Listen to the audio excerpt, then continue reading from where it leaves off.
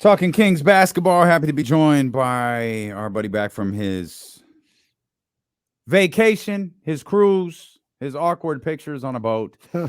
Matt George, host of the Locked On Kings podcast, reporter over at ABC 10. Matt, what's going on? How was the vacation, Matt? Vacation was good. It's awkward pictures everywhere. I just happened to be on a boat at the time of taking that awkward picture, so you're welcome. That's true. That's true. But it was an internet win. As soon as I saw it, I was very happy. I don't know about that. It made my day. You had the drink in your hand with the umbrella and the whole deal, staring off allegedly into the distance, pondering life. When, as you just revealed, you were looking at, was it the captain or something? No, I was looking at a Coast Guard thing off the shore because we were still in port, and I was wearing a Mickey Mouse Hawaiian shirt. I was vibes. That's fine. My wife was taking a nap at that point, so that was. I'm sorry. Who took the picture then? My brother-in-law took it. Okay. Just a red. Hey, excuse me. Can you do what you got to do? I'm gonna look at the Coast Guard over here. Can you take a picture of me in my blue drink, please? I'm telling you, man. Well, you get on Instagram, you see some of these young ladies taking pictures. I've always wondered, who's taking this picture? Mm-hmm. Yeah. Now, who's taking this? Could be. You said you went out by yourself. Instagram dads. That's a real thing. I follow my kid around with my phone like he's Beyonce sometimes. Okay. Well, that's interesting.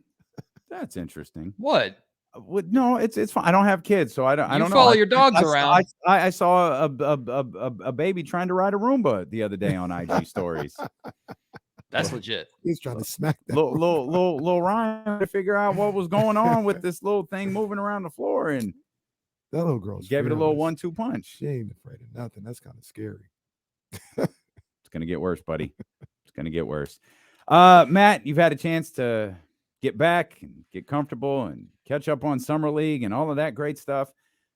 What's your biggest takeaway as Summer League likely wraps up tonight for the Sacramento Kings? Summer League basketball sucks. Well, there's that. I got comfortable, and then I watched Summer League basketball, and I went, well, this is bad. When's the season? No, it's Summer League is a lot more digestible when you are there in Vegas because you have all the distractions of Vegas. Plus, like I've shared with people, last year was the first year I experienced Summer League in Vegas in person. It's like a basketball convention. There's just so many people that show up, whether it's NBA players, NBA media members, just people connected with the NBA. And then just fans just show up to have a good time in Vegas for a week or a weekend and to watch basketball all day. And it's really fun. Watching these games from home, you want to be able to tune out and turn it off. And when we work in the professions that we work in, we kind of can't. So I've been happy to see Jordan Ford having some good games. He plays really, really well in the Cox Pavilion versus the Thomas and Mack Center. That's the secret to his game. And that's all the analysis I have on that. I've actually really liked what I've seen from Colby Jones. Just watching him as a rebounder is like really impressive to me. He's actually, I think he's leading the team in assists or near the top of the team in assists for a wing, which is really impressive and really solid. But his rebounding, like the ball just seems to find him, which is a weird way of complementing his positioning. So there have been little fun things to watch. Like Keon Ellis had some good moments as well. But overall, watching a basketball team that has been thrown together, that you got rid of their leading scorer who scored 29 and 41 points and then said, go be an offense. That's basically what we've seen from the Kings over the last week and some change. Hey, I'm curious, Matt. Which one do you enjoy better, Vegas Summer League or the All-Star Game weekend? Vegas Summer League. Absolutely. But also it was Salt Lake City versus, my hometown, Salt Lake City versus the Las Vegas. But they don't have a sphere in Salt Lake City. They do, but it means something completely different. James Dolan didn't invest in a sphere out there. That's wild. I will say too, attending All-Star in person, I was bored out of my mind. It's the experience of going there. The best part of going to All-Star and covering All-Star is all of the media availability stuff before the actual events. The events themselves suck, except for the dunk contest was great. Like the dunk contest was awesome. Everything else sucked. It's kind of cool watching Dame Lillard win the 3-point contest too, so close to where he went to college. But Everything else was not great. It was really boring watching the All-Star game. You mentioned a couple of guys there talking about summer league. I'm curious. This is something Kenny and I have gone back and forth. Even brought James into the conversation. Brought a variety of people into this conversation. We were talking about Kobe Jones and Kessler Edwards, two guys who I feel like have had different summer leagues here, including the California Classic. Kessler, we really wanted to see a lot from. Didn't really see it. Saw moments, saw glimpses. As I told Kenny, when I watch Kessler Edwards, I get it. Like I 100% get what Mike Brown and Monty McNair are looking for when I watch Kessler Edwards play. I feel like Kobe Jones has had a really good summer league. We kind of have those guys potentially as like 11 and 10 on the roster. What do you think about those two? And if you were to put them on the main roster, who do you have on the depth chart above the other? I think Colby Jones is ahead of Kessler Edwards because I think Colby Jones provides more. I think Colby Jones's defense, if it's worse than Kessler's, it's not significantly worse. I think Colby Jones has shown in a short sample size, granted, a more consistent ability to hit 3-point shots and be a reliable 3-point shooter. And Colby Jones's rebounding, like I mentioned, is really good. His passing is really good. Like Colby Jones is a Swiss Army knife. Now, if Colby Jones were 19 or 20, then I'd be maybe a little more hesitant, but he's an older rookie. So I think he can come in and make more of an immediate impact. But we're, again, talking about two guys. I agree with you, D-Lo. We're talking about two guys that are probably 11 on the depth chart, battling for 11th on the depth chart in a 10-man, more than likely 10-man rotation for Mike Brown. So the way I look at it is, and Kenny and I discussed this yesterday on Locked On Kings, I look at it like this, like Mike Brown is having one of those nights where the Kings are not rebounding or the Kings are not defending, and he's looking at his bench and he's going, I need somebody. I need something. I think right now, if Mike Brown's looking down his bench, Colby Jones is the first guy he's putting to and saying, get in there and I need you to turn these things around for me. I think that's where Colby Jones is going to get his early season opportunity. Kessler Edwards, he's more familiar with, but again, I think Colby Jones can give him more. But again, we're going off a small sample size of just summer league at this point. Yeah, I think Colby is ahead of Kessler, which is kind of strange to say because regardless of what happened in summer league, we've seen Kessler Edwards in the NBA in, I'm not going to say it's game 7 of the finals, or I don't even know if you're playing game 7 of the first round, but in meaningful games, a game in Phoenix, in the second half of the season. He was there. He was playing. He was being productive. Mike Brown gave him minutes towards the end of the season when they were trying to close everything out. And we've seen him he's fine. He's fine. He's not an issue at all. But I feel the same way. I feel like I would go with Kobe Jones. But it also may be a situation where maybe Kessler in this role, being one of these top guys on the roster, you need shots from him. You need all this. He's not really equipped for that. But you get him with better talent around him and give him one specific focus. Hey, just defense, rebound. Don't worry about it. Take your open shot. You're open 2 or 3 shots that you're going to get tonight, but it's not really a big deal if you hit him or not. Just stay aggressive. Maybe he prospers in that situation. So it's always hard to tell with summer league, but I agree with you guys. I think just from what I've seen this summer, Colby's a little bit ahead. And I think Mike can tell Colby, at least going into training camp, hey man, be yourself. Like, you do a lot of things well. Be yourself. And when we need that, we will go to you. Just stay ready. And then maybe a year or 2 from now, that turns into, okay, be ready every single night because you're going to have 15 to 18 minutes. But to start, I think it's just, we know what you can provide. Make sure the speed of the game doesn't overwhelm you. Get comfortable with it. Be ready. And when we go to you, hit the glass, pass the ball, hit an open 3 that you're going to get because you're playing on the Kings. Like, be ready to go and let the game come to you a little bit. And I trust Colby Jones with letting the game come to him more than Kessler, who I feel sometimes, and he did this last season too, and sometimes it worked out, but Kessler would kind of have to force and create and figure out how to be impactful on every area outside of defense. So again, I trust Colby Jones a little bit more right now, which I agree with you, Kenny, is odd saying about a rookie versus a player that we've actually seen play NBA minutes. But I think training camp will answer a lot of these questions. And when it comes to figuring out rotations, like when we're led into training camp, we're led in at the very end. And typically that's scrimmages, if anything, scrimmages and then free throw drills.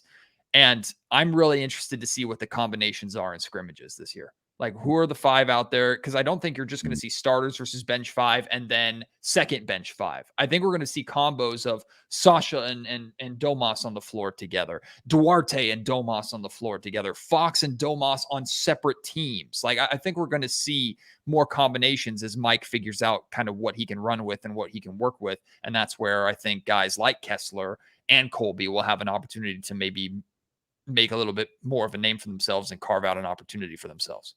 Colby strikes me as a guy who, with his play that we've seen and with his demeanor, is that he could just be like that steady hand, almost like a Harrison Barnes type player, where you're going to get you're going to get certain things from him every night. Doesn't mean he's going to score 8 to 10 points every night or whatever, but he's going to be out there. He's going to be where he needs to be on the defensive end. He's going to be busting his ass on the offensive end. Like, he's going to be doing all of those things. He strikes me as a guy you're not going to have to worry about, which is, I think, Kenny, you're talking about, you've got a little more trust in him. I think that's that he just gives off that aura of that he could just be that steady constant that sometimes you need players like that on a team. Yeah, and he doesn't need the ball in his hands necessarily all the time to be impactful. He doesn't need to do a lot. I was talking to his head coach, Sean Miller from Xavier. And Very good interview, by the way. Thank you. Coach Miller was just talking about how smart he is on and off the floor, how he can be very Swiss Army knife kind of plug and play, and how his ability to impact winning in so many different ways and his unselfishness in doing that, despite the fact that he was the leader at Xavier, he didn't act like it. Well, I mean, he acted like it, but you wouldn't be able to tell just by watching one game of him going, okay, that's clearly the guy. Like, he incorporated the rest of his teammates. And Coach Miller said, like, I think the Kings are more than aware of this. That's why they drafted him in the first place. So that element of Colby's personality and game, where, again, you can at some point in the season, whether it's for injuries, knock on wood, or I just needs a different look, or maybe he turns out to be so good already that you have to find a place for him in the rotation. There are multiple paths to where Colby can be impactful versus, hey, you got to get out there and just hit shots and that's it. Do you another guy that's gone on and had a really good summer league between the California Classic and Vegas, obviously Jordan Ford. Do you look at him as a guy that has earned a roster spot, or, like, I think he's played well enough for it, or is it one of those situations where, yeah, maybe you could have him on the roster, but it would work better for us right now if he was a guy that was on a two-way or in Stockton for another year? And specifically, when you say a two-way, somebody that if we need to, we can pull up, but he doesn't have an automatic roster spot right now. Where do you see his future with this team? I think it would be silly for the Kings not to give him at least a two-way spot. And I feel like if they don't, somebody else will. Like, Jordan Ford is a good player. He's played well. There's a little more incentive for it to work here because he's a Folsom High School graduate and this is his hometown team and things like that. So you kind of want that storyline to play through. But Jordan Ford is good enough to be a two-way player on all 30 rosters. He is. So I think the Kings, now that you have a third, you already have Keon, you already have Jalen Slauson. Like, I know the Kings just drafted Jalen Slauson. Jordan Ford is a way better player than Jalen Slauson right now. Is he not?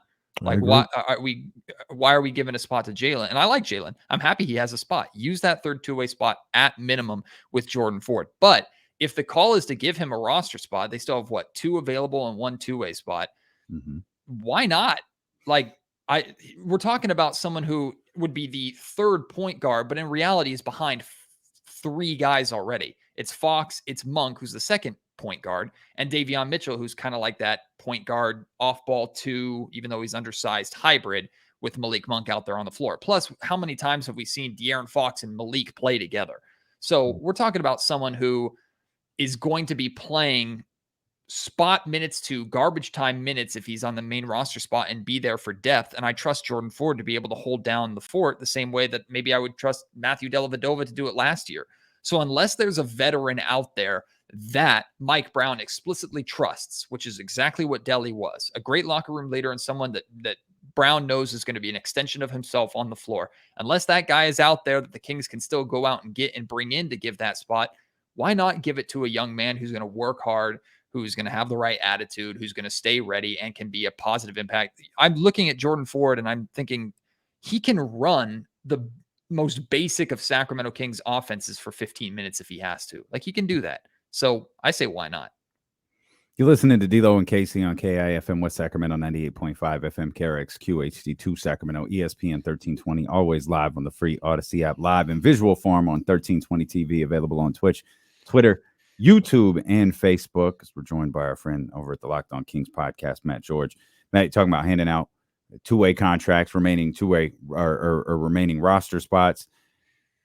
We won't see him tonight, but where do you stand with Neemias Queta right now?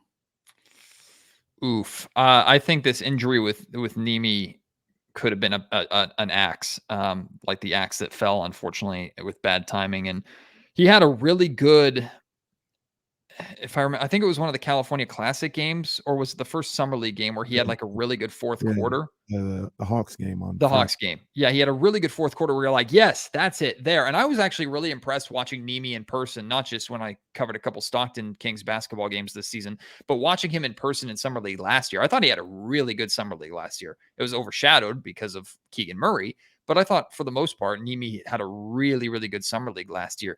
I mean, you've had 2 years in this Kings system. The Kings know him better than any other organization, period. They know him better than anybody else. So if the Kings are making the decision that they're going to move in a different direction, which I think bringing Alex Len back set the table for that, then the Kings, I think we should trust the Kings in that, even if I like Nimi a lot. I think Nimi's a good player. He has all the intangibles. He's tall. He should protect the rim. He should rebound. He should be able to do, and he has a good touch for his size. Like, he should be able to do everything that the Kings need out of that position. But for some reason, there's just not, it just hasn't caught up yet, or it's just not catching. Yeah. And I don't know if I blame Nimi for that. I don't know if I blame the Kings offensive system for that. I don't know who to blame necessarily for that. I think Nimi will get it. I mean, he'll definitely get a training camp invite somewhere. I think Nimi is good enough to get a roster spot somewhere. The vibes I'm getting right now are that his days with the Kings organization are probably done. Ouch. Now, one of the things that we've talked about is, and I don't think that, I'm not going to say it doesn't benefit anybody, but it just kind of maybe prolongs something. As we talked about him getting that final two-way spot. You said that you think that Jordan Ford is going to get picked up by somebody if he doesn't get that. I'm not sure, man. I think if you wanted to still see what you got with Queta, give him another year, put him on a two-way, and kind of leave Jordan Ford out there, exposed, I think you can get away with it. Like, I think you can bring him back to Stockton for another year. What do you think about that? What does a third year of a two-way contract for Nimi accomplish? No, he's good enough to be in the MVP conversation in the G League. Like, his rebounding numbers weren't great in the G League for his size, but his shot blocking, his scoring, like, Nimi was maybe the primary reason why the Kings were the number 1 seed. Well, Bobby Jackson probably had a big thing to do with that too. But like, Nimi is good. We know he's good. And I don't think the Kings gave him too much of a fair shake last season when they were grasping at straws with their backup center position. Said, "Hey, Nimi, here's Joel Embiid. Figure it out. Bye." And Nimi got like baptized on national television. 3 minutes into the game. Hey, never mind. Yeah. No, go to bed. Go to Stockton. There's a bus outside. Best of luck. Like, no. Poor, I think Nimi's a good player. I just don't know, a third year in your system where he's getting called up and he's practicing with the Sacramento Kings. What does that accomplish? Is something going to click in that third year to where now he's ready in year 4 when the Kings are theoretically or supposed to be now a championship contender? Now he's going to figure it out. It could happen. I have no idea. I don't know what the daily life of a two-way player is. If the Kings gave him the third two-way contract spot, I would be more surprised that Nimi's okay with that than I would be bothered that he got it. Oh, something just dawned on me. I'm gonna double check this. Happy birthday, Neemias Queta. That sounds about right. We said it was a couple of days. I think today is Neemias Queta's birthday. Damn, Matt. Well, that changes my take completely. Here's the thing. Damn, Matt. Last time a Kings player got, last time I was fighting with a Kings player, it was their birthday too. So I have to send Nimi a happy birthday tweet. Was born July 13th, 1999. Damn. You set me up. Matt said, get him out of town. All right, now I got to tweet him receipts of videos of him like getting put on skates just so I stay consistent. So, hey, happy birthday, Tater. Nimi, I want to see you back. Please don't hurt me. I want to see it. I want to see it work. I think Nimi could be exactly what the Sacramento Kings needed as a third center.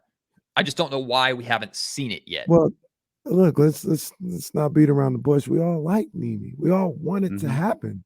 He just hasn't shown enough right now for us to be confident that it will happen. Now, when I say I'd get, because I'm more leaning towards what you're talking about, Matt, I'd give Jordan Ford the two-way, and I might put Kate on the roster. But I'm willing to take a chance. We've invested a couple years in him. We all look at the same thing where I don't think another year in the G League is going to do him any good. Let's see what we have here. I'm willing to take that gamble, even though I'm not real confident about what I've seen in these summer leagues and all this other stuff. I'm willing to take that gamble on Keita because I believe in what he could be, and you've invested in him. But we don't have to hide away, from what we've seen. It hasn't been good enough from what we've seen this summer.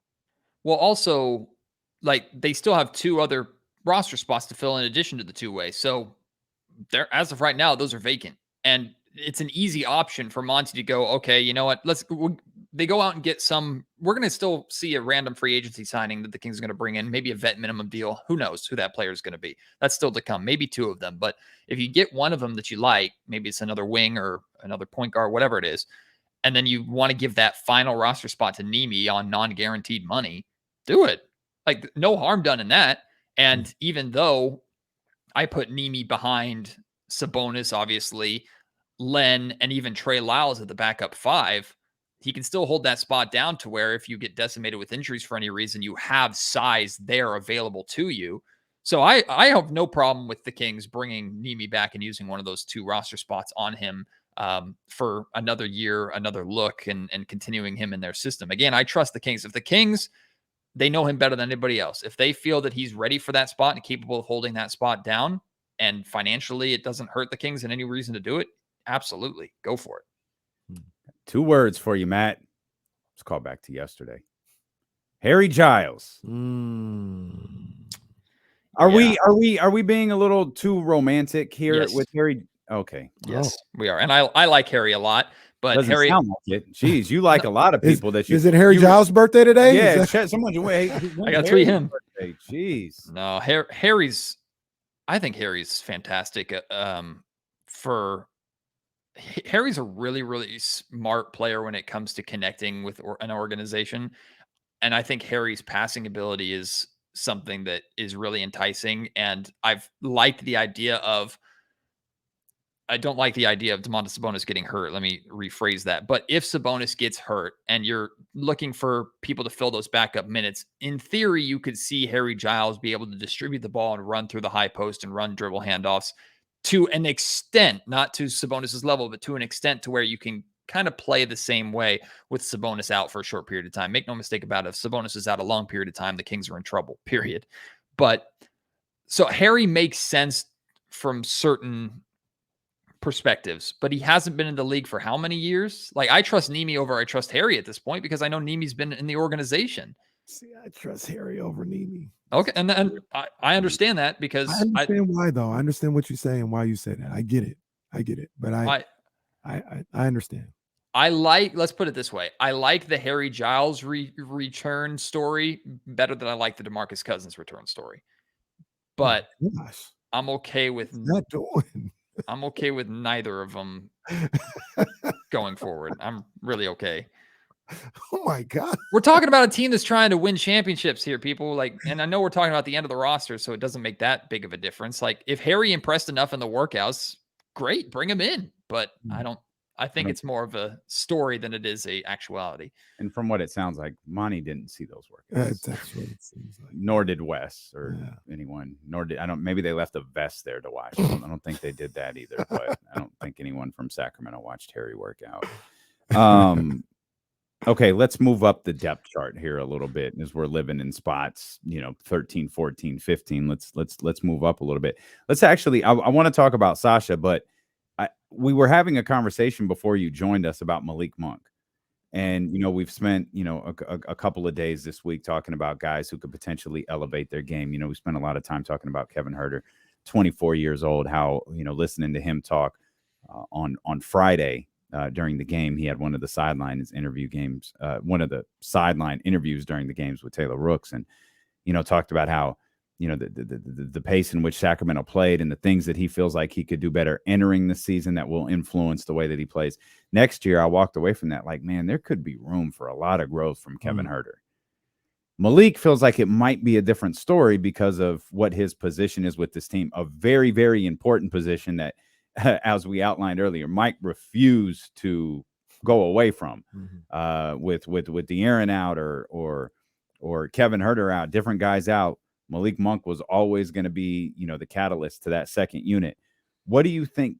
Do you think Malik can elevate his game a little bit more this upcoming season? Do you think his role, even with the bench potentially being stronger now with Sasha, do you think his contributions could even get greater?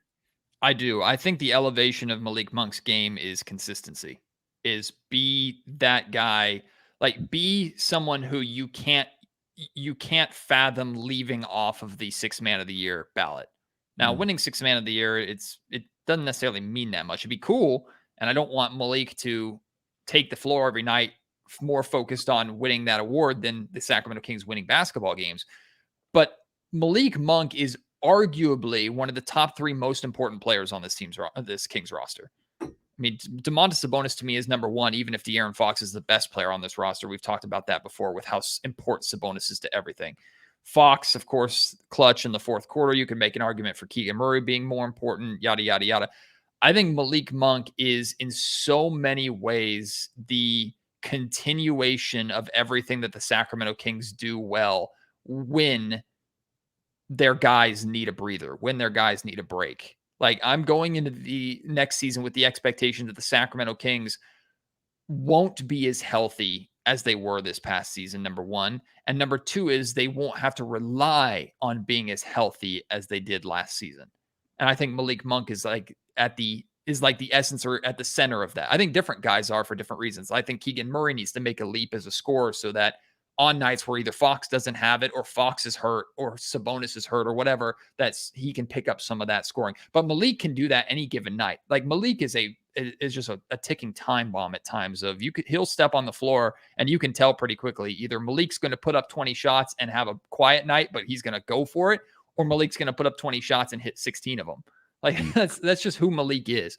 Plus, he really exploded on the scene to me as a passer and a playmaker last year, and he has fun doing it. Like, I'm not saying he's Jason Williams, but he throws these slinger bounce passes, these like just full extension of the arm, almost like he's throwing a slider as a pitcher, and he'll just sling bounce pass right into the pocket of a shooter. He did it many, many times in transition for the Sacramento Kings last season, and it was one of my favorite things to watch about anything Kings last season was Malik when he was feeling himself distributing the basketball.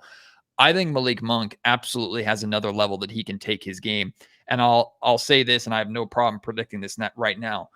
Just like Domantas Sabonis would have been absolute top priority in free agency, now that that's not a question anymore, that spot's now Malik's. Like, unless Malik falls off a cliff, which is not going to happen, the Sacramento Kings' top priority is going to be finding a way to keep Malik Monk in Sacramento because he's criminally underpaid now. That's going to be more apparent by what he does next season. And there are going to be 29 other teams in the league that are going to be interested in him. 100%. I firmly believe that. I think Malik is ready for another big step. I agree. I think Malik is supremely talented. And you mentioned it, and we talked about it earlier as well. His ability to play make, his ability to find the open guy on pick and rolls, attacking the basket. That was something that I didn't know he had before this season. And he showed that ability to do that. Do you think that he can take his game to another level statistically? Like a Tyler Hero who put up 20 a night, like a Jordan Clarkson who one time didn't win 6th man of the year and he put up 18 points a night or something like that. Do you think that not have the talent. I should rephrase that. Does he have the talent to do it? With the Kings, does he have the opportunity to raise his game statistically and do more out there? Yeah, Malik was the 5th leading scorer on the Kings last season, averaging 13 points per game. If you told me that number creeped up to 15, I wouldn't be shocked at all. There's only one basketball, so everybody's got to share it. So to me, like, one of the things I've been thinking is, okay, how does Keegan Murray get from 12 to 15? Does he just swap? Like, that would just be a straight up swap with Harrison Barnes. Harrison drops down to 12. I think Harrison's going to be the 5th offensive option in the starting lineup from day one, and I don't think he has a problem with that. And I think if Harrison Barnes is your 5th option in your starting lineup, you're in really good shape, in my opinion. So, like, I expect the biggest scoring leap this season to either come from Keegan Murray or, believe it or not, De'Aaron Fox. Like, I think if De'Aaron Fox can consistently enter the 4th quarter with 20 points a night, why can't he average 30? He's capable of doing it. And he doesn't have to for the Kings to be successful, but he's more than capable of doing it.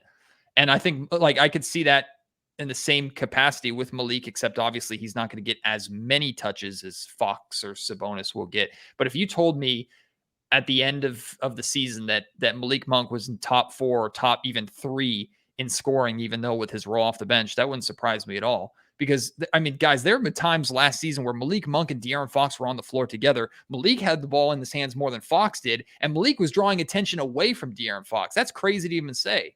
Like, Malik Monk is such a dangerous 3-point shooter, but also dangerous putting the ball on the ground and how he can set up his other teammates that teams were saying, I know Fox is a better 3-point shooter than he's been in the past, but hell, we'll leave him and take that risk. Like, that happened multiple times last season. It happened a lot in the Clippers' crazy game. So I think Malik is definitely capable of jumping up in offense. It's just who's gonna trend down a little bit. Like, is it going to take Kevin Huerter dropping off a little bit? Because we know how important Huerter is to the Kings' success, at least during the regular season. Is it going to be Keegan not taking as big of a leap? I don't know. Because unless the Kings are scoring 150 a night, which maybe they're capable of doing, somebody's got to drop down a little bit. Well, and the Matt, the one thing that gave me a little bit of pause in talking about Malik and his growth, particularly offensively or scoring next year, was the addition of Sasha. And Sasha, I think, is a scoring addition to Sacramento. And there's ball movement within this team, but there's going to be a lot of capable scorers on the floor at the same time. And that's one thing that's given me a little bit of, I know Malik can do it. That's not the question. It's whether will the way that the Kings are playing basketball next year give Malik the opportunity to do it, especially with the addition of a guy who can score the way I think everyone believes Sasha can. Well, let me ask you this, because Malik was 3rd on the team in assists per game, just under 4, 3.9 a game. If that number goes up, if his assists per game goes up, his assist to turnover ratio stays pretty solid, but his scoring either stays the same or slightly goes down, are the Sacramento Kings a better basketball team? I think I think yes, probably. Absolutely. So if that's his role, did you say earlier? If he gets the 5 or 6 assists from what's he at 3.9, 3.9. Yeah. If he got to 5, yeah. I mean, Kings are in great shape. That's impressive. Because that probably means that catch and shoot stuff you're talking about with Sasha's working. And that might be his role with the second unit. Because we've seen Malik run with Sabonis. I think Sabonis and Vezenkov are going to have to share minutes together. So you can see Monk with them. I think Monk, you could put Monk in almost any lineup with or without De'Aaron Fox, and he fits. He works. Like, I think Mike Brown has such a tremendously difficult but fun job of, I've got a roster of at least 10 guys, arguably 10 or 11 or 12 guys, that I can throw different combinations out. Now, I don't want to go too crazy so nobody knows how to play with each other, but I can throw different combinations out depending upon what I need on a given night, and I feel pretty confident that I can get it and they'll work together. Like, that's how deep this roster is to me. And Malik is definitely there too, to where you could have Malik out there with Davion, you could have Malik out there with Kevin, you could have Malik out there with anybody. And I think he'll fit, and he can score for you, or he can pass, and he'll push the tempo. They even brought him up a little bit. What do you think about Sasha and what his role is? I feel, I don't know, because it's going to be different seeing him in an NBA setting and in a different role.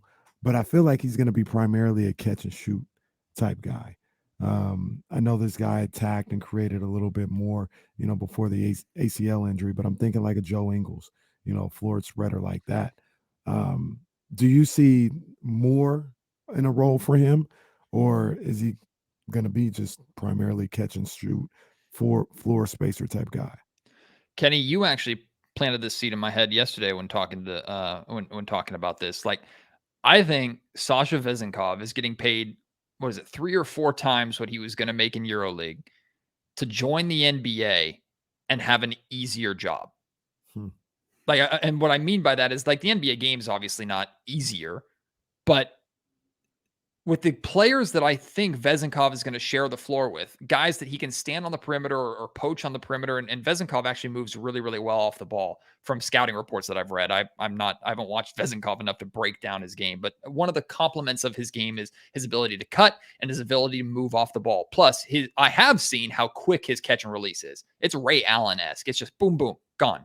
So you can make an argument for he has to be out there with Fox. You can definitely make an argument for he has to be out there with Sabonis. You can make an argument that he could be out there with Monk. Anybody that draws attention away from him, which is the majority of this roster, he can share the floor with and be, like you said, a catch and shoot guy.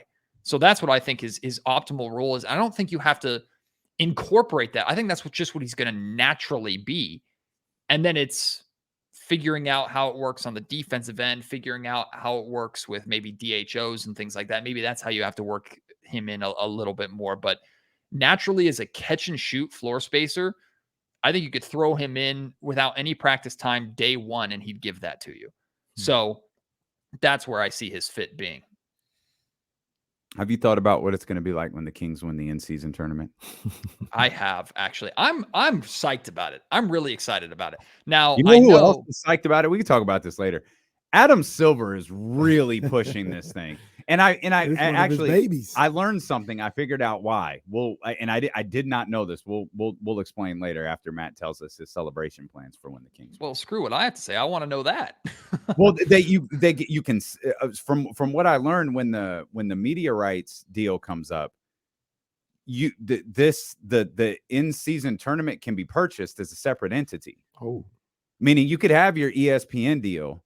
You can have I'm just sticking with the same. You could have ESPN, you could have TNT, but Apple could come in and decide they want to pay $1 billion, whatever, for the in-season tournament in the finals. So how do we get it on TBS or Nickelodeon? That's what I want to know. How do we get this tournament on Nickelodeon with slime animations every time someone hits a shot? That's what I want to know. I'm sure Adam would do it for the right money. No, it can be bought. Everybody's got a price. I'm excited about the tournament. I think it's going to add, and what I'm excited about the tournament is I'm excited about it for teams that the Kings used to be. And what I mean by that is teams that, like, that tournament is going to be the playoffs for some of these teams. And because it's single elimination style, you're going to have a team like the San Antonio, I shouldn't use them. They're in the Kings group and boo them. You're going to have a team like the Charlotte Hornets that are going to catch fire at the right time and start knocking off in a single elimination game. They beat the Cavs and then they beat the Sixers. And suddenly they're in the championship game against who knows from the West. Like the single elimination part, it's a mini March Madness, but an NBA version to where there are going to be upsets and it's going to be fun. Well, you got to win your group, though, to get into the single elimination part. Sure. That's why the Hornets feels like a bit of a stretch to me, because they have to win their group to get there. But it's 4 games, 2 at home, 2 on the road. So it's 4 games in the group. Yeah. So if you're a team like, maybe that's mean to Charlotte because I think they could be better. If you're a team like the Houston Rockets, okay, fine. If you're a team like the Charlotte Hornets, like, I'm going all in on those 4 games because why not? Like, because this has an opportunity for me to get kind of some national exposure. There's financial incentives on the line for some players. Like, this is your opportunity to kind of make a name for yourself. For a team like the San Antonio or the Phoenix Suns or the Los Angeles Lakers, or maybe even the Kings, like, okay, it's kind of cool, but their sights are set on bigger things. Those are 4 regular season games. And if they win all 4 of them and happen to move on and play a couple games in Vegas, sweet. Like, for those other teams, I think it's like, this is it. Let's go all in. This is like a mid-seeded turn. We can make a run a la what the Sacramento Republic FC made in the U.S. Open Cup a couple or last year. Because the U.S. Open Cup for the Sacramento Republic FC, they're putting their best out there almost every single match because, one, it's an opportunity for exposure. Two, a lot of those matches, they're taking on MLS opponents. And those MLS opponents are playing some of their younger guys in the middle of the MLS season. So they're maybe taking this opportunity to develop a little bit while the Republic are going for it. And so I tie the similarity to a team that is towards the bottom of the standings. These are their 4 games minimum that they could really, truly go for it and have a chance to play kind of on a bigger stage for a cup and their own version of the playoffs, which I think could lead to these Cinderella story deep tournament runs. I don't think, in fact, I'm predicting now, I don't think we're going to see a top 3 seed in either conference win this tournament. I don't think so. I think their attention is going to be on being a top 3 seed and making a deep playoff run, not winning this cup. So Sacramento. Sacramento going to be a top 3 seed. Matt, great to have you back, man. We missed you. Thanks for making some time for us. Make sure you check out the Locked On Kings podcast. And, of course, Matt's wonderful work over at ABC 10. We'll